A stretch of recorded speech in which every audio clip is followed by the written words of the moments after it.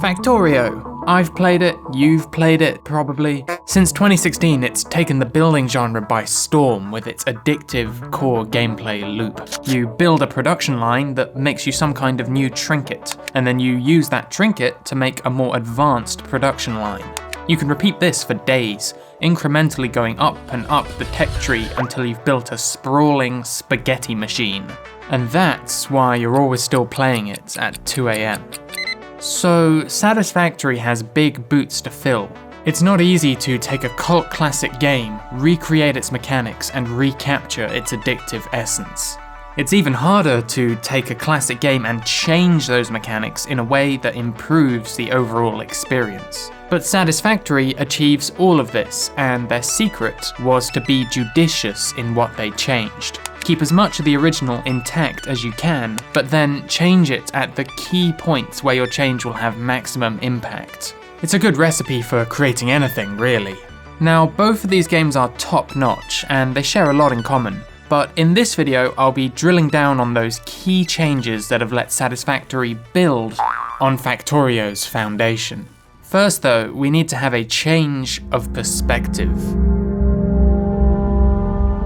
I know I'm stating the obvious here, but Satisfactory is a first-person 3D building game. Now, it's easy to think that's just a gimmick, something that barely changes how the game really plays. But changing the camera perspective actually changes a lot of other things that I took for granted in Factorio. First of all, you can no longer see your entire factory from a bird's eye view. This perspective made it very easy to slap down rows of buildings with the exact spacing needed for conveyor belts and power poles to pass between them. Once up to speed, you could sketch out a whole new factory section in just a few minutes, if you had enough materials. But in Satisfactory, it isn't so simple. From ground level, it can take a fair bit of time to line up all your machines with the correct orientation and spacing. You also need to run around one side of something to set up the input belt and then run around the other side to set up the output belt. To get a bird's eye view, you have to place down a tall structure like this lookout tower and then climb up to the top. And you'll need to set up a bunch of these up and down your factory to see it from every angle. This slows factory construction way down, maybe tenfold. And so the game compensates for this by reducing the number of buildings you'll need to set up. In Factorio, a patch of metal ore can usually fit at least a dozen drills. But in Satisfactory, each resource node accepts just a single drill. You'll similarly need fewer smelters and fewer constructors to use up all of that ore. Now at this point, you might be thinking, 3D perspective actually sounds pretty bad. It just makes the game slower and fiddlier. But there's another side to this coin, because the third dimension also brings a major benefit. You can build things on top of other things. In Factorio, I would often run out of space. Like, maybe you find out you need more green chips, but your production line is surrounded by other machines. You won't be able to place down new assemblers without cannibalizing another part of your factory. Perhaps you could set up another line elsewhere, but you'll still need to belt the resources in and the chips back out, and these belts take up room themselves. You can pass belts underneath other belts, but this feature is also pretty limited because those underground belts can only travel for a few tiles. So, if you want to build an endgame suitable factory, your best bet really is to plan things out well in advance, leaving plenty of extra space for all of the additional doohickeys you might eventually need. Let's now think about Satisfactory, where if you run out of space for something, you can just build another floor right on top, and then another floor right on top of that.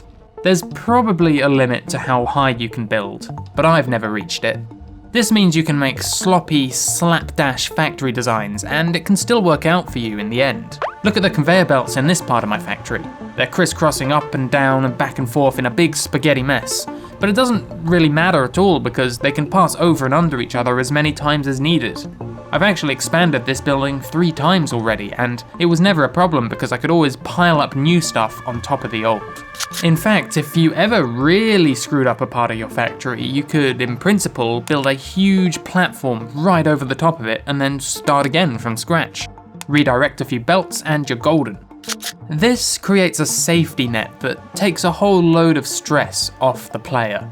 Your immediate task is much more involving because you're running around constructing things from all different angles. But at the same time, your long-term concerns are far less pressing because there's always enough spare space to make up for your poor planning.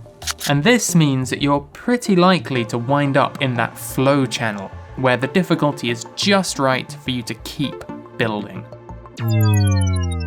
Whoops, we just ran out of juice. Let's see if we can reboot things.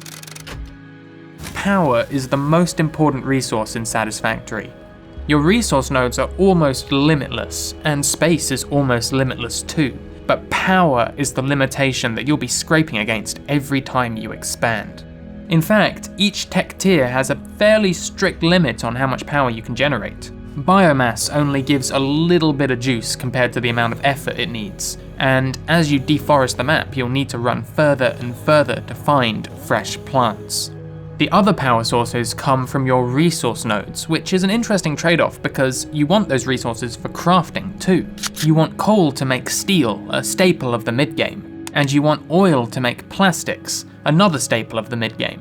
This limited power supply creates a conundrum. You need to expand your factory to tier up, but until you tier up, the size of your factory is pretty limited, and I'd say that unraveling this riddle is the game's primary challenge. You can't just spam your machines up and down the countryside because you'll blow through your power limits. Instead, you have to prioritize, building what you need most and trying to do it efficiently. You'll also have to scout around for new resource nodes, which will let you expand a little bit further, but only if you can transport the spoils back to your base. As you tech up, you might even return to an earlier part of your factory, trading your coal generators for steel production or your fuel generators for plastic production. In Factorio, power is rarely this much of an issue. You typically start out with a huge coal deposit that carries you most of the way through the game. Instead, your primary limitation is the hostile aliens that cover the map and limit your expansion. Satisfactory has hostile aliens too, but they take more of a back seat because they can't harm your buildings. This means that once you've constructed something, you can feel confident it will keep working unless it runs out of power. And this means that you can't actually lose any progress. The worst case scenario is a power cut, which means your production isn't moving forwards. But it isn't moving backwards either. And since your factory is never under any serious threat, you can take your time building things just the way you want them. And this change also helps make Satisfactory a relaxing experience. You know, when I bought this game at the start of Early Access, I expected it to be a direct Factorio clone.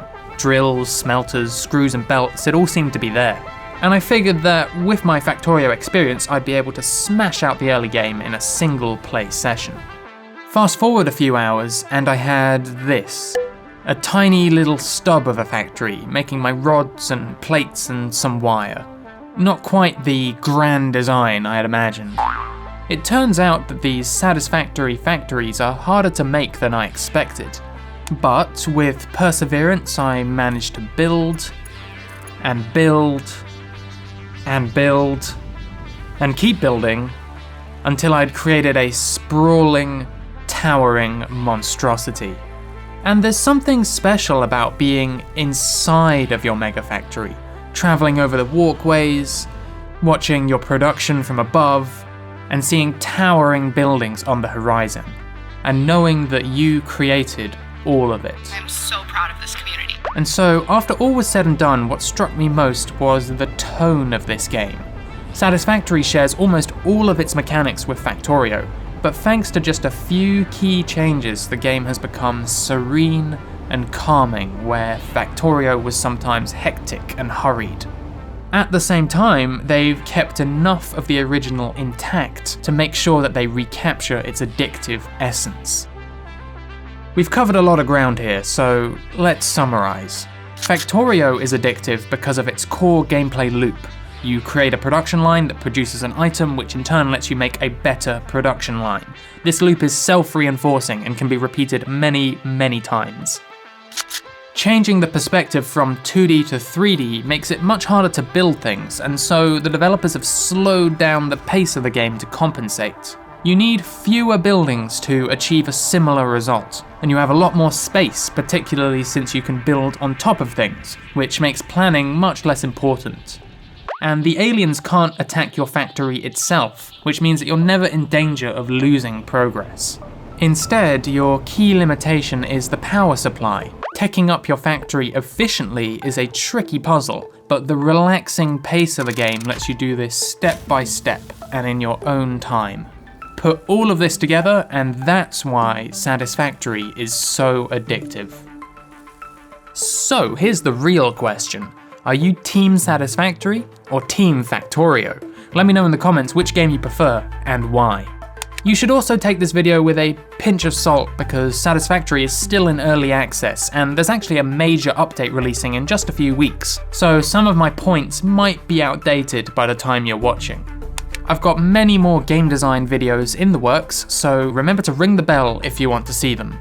I'm also developing Patch Quest, an upcoming action roguelike where you can mount and ride every enemy in the game. This month I've started work on Dungeons, and I'll be posting a video about it in just a couple of weeks, so stay tuned for that as well. That's all for now. Thanks for watching.